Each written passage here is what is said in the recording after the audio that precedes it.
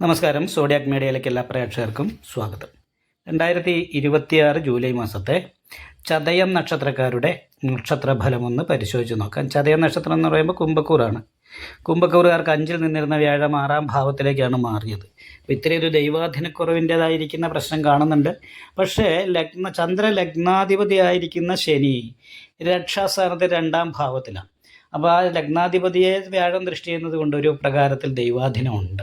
സ്വയം മുന്നിട്ടിറങ്ങി ചെയ്യുന്ന കാര്യങ്ങളൊക്കെ വിജയം നേടാൻ അതുകൊണ്ട് തന്നെ ചതയ നക്ഷത്രക്കാർക്ക് സാധിക്കുന്നതാണ്. ലഗ്നത്തിൽ അമൃതവശകണ്ഠകാരകനായിരിക്കുന്ന രാഹു നിൽക്കുന്നത് കാരണം കൊണ്ട് ഇടയ്ക്ക് തലവേദന ഉണ്ടാകുക, സന്തോഷിച്ചിരിക്കുമ്പോൾ ടെൻഷൻ ഉണ്ടാകുക, ഇങ്ങനെയുള്ള കുറച്ച് കാര്യങ്ങൾക്ക് യോഗമാണ്. അതുപോലെ തന്നെ 4-ാം ഭാവത്തിൽ ചൊവ്വയാണ്. വീട് വിട്ട് നിൽക്കാനുള്ള യോഗമാണ്. വീട്ടിൽ നിൽക്കുമ്പോൾ ദേഷ്യം, ഇടത്തിയാട്ട, ഇങ്ങനെയുള്ള കാര്യങ്ങൾക്ക് യോഗമാണ്.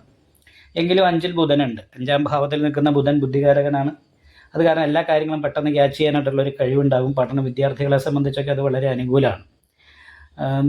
അത് മാത്രമല്ല, പൂർവ്വപുണ്യങ്ങൾ അനുഭവിക്കാനായിട്ട് യോഗമുള്ള സമയമാണ്. അതൊക്കെ അനുകൂലമായിരിക്കുന്ന ഗുണഫലത്തെ തരും. അതേപോലെ തന്നെ നിവർത്തി സ്ഥാനാധിപതി ഇഷ്ടസ്ഥാനത്താണ്. ദാമ്പത്യ സുഖം അനുഭവിക്കാൻ യോഗമുണ്ട്. പക്ഷേ ഇവിടെ കേതു, ഘടകാരകനായിരിക്കുന്ന കേതുവും കളത്രകാരകനായിരിക്കുന്ന ശുക്രനും 7-ാം ഭാവത്തിലാണ്. അപ്പോൾ അത് പ്രിയകലഹോസ്തകത എന്ന് പറയുന്നൊരു യോഗം കൂടിയുണ്ട്. കാമുകന്മാർ തമ്മിൽ, ഭർത്താക്കന്മാർ തമ്മിലൊക്കെ പ്രിയ കലഹങ്ങൾ ഉണ്ടാകാനായിട്ട് സാധ്യതയുള്ളൊരു സമയമാണ്. മാത്രമല്ല, ഒരു ചെറിയ കാളസർപ്പയോഗത്തിൻ്റെതായിരിക്കുന്ന ദോഷം ലഗ്നത്തിലും 7-ാം ഭാവത്തിലും രാഹുകേതുക്കൾ നിന്നിട്ട് എല്ലാ ഗ്രഹങ്ങളും ഒരു ഭാഗത്ത് ബന്ധിച്ചിരിക്കുന്നു എന്ന് പറയുന്നൊരവസ്ഥയുണ്ട്. അപ്പോൾ അത് കാരണം കൊണ്ട് നാഗപൂജ മുടങ്ങാതെ ചെയ്യാനായിട്ട് ശ്രദ്ധിക്കണം. നാഗപൂജ ചെയ്യുന്നതിനോടൊപ്പം തന്നെ വ്യാഴപ്പഴമുണ്ട്. 6-ലാണല്ലോ വ്യാഴം. അപ്പോൾ അത് കാരണം കൊണ്ട് വിഷ്ണു ക്ഷേത്ര നെയ്വിളക്ക്, ഭാഗ്യസൂക്ത അർച്ചന മുതലായിട്ടുള്ള വഴിപാടുകൾ ചെയ്യണം. നിവർത്തി സ്ഥാനാധിപതി ഇഷ്ടസ്ഥാനത്തായത് കാരണം ദാമ്പത്യ സംബന്ധമായിട്ട് ഭാര്യ കുടുംബത്തിൽ നിന്നൊക്കെയുള്ള അനുകൂലമായിരിക്കുന്ന ഗുണഫലങ്ങൾ അനുഭവിക്കാനുള്ള യോഗമുണ്ട്.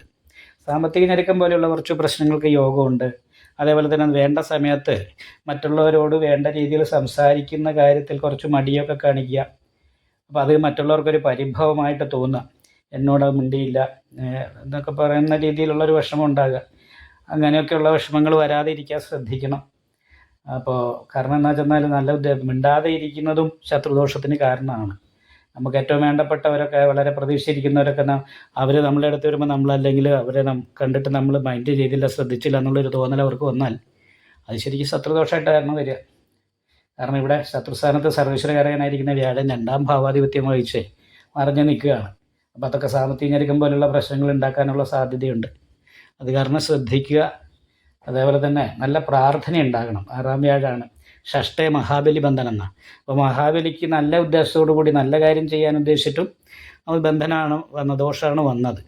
അതുപോലെയുള്ള ദോഷങ്ങൾ വരാതെ ഇരിക്കാനായിട്ട് വിഷ്ണു ക്ഷേത്ര നെയ്വിളക്കം, ഭാഗ്യസൂക്താർച്ചനയും ചെയ്യുകയും അയ്യപ്പ ക്ഷേത്രത്തിൽ നീരാഞ്ജനം വഴിപാട് ചെയ്യുകയും ചെയ്യണം. നല്ല രീതിയിൽ പ്രാർത്ഥന ഉണ്ടാകണം.